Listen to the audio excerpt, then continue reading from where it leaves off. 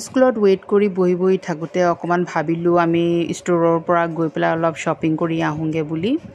আৰু আমি এতিয়া সকলোবোৰ একেলগে আমাৰ ফ্ৰেণ্ডছসকলে লগত মিলি গৈ যাওঁ এতিয়া আমি সেইখন নেইবাৰ ষ্ট'ৰখন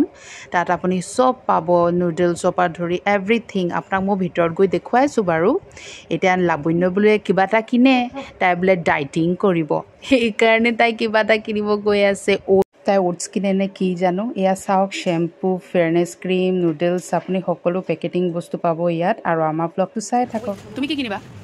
দীপ্তি কি কিনিবা কৰ্ণফ্লেক্স কিনে তাই বাহিৰত খুব গৰম যে সেইকাৰণে আমি আহিলোঁ অকণমান তাই কিনক কি কি কিনিব আছে কিনক আৰু আমি এচি বটা খাম এইটো কিবা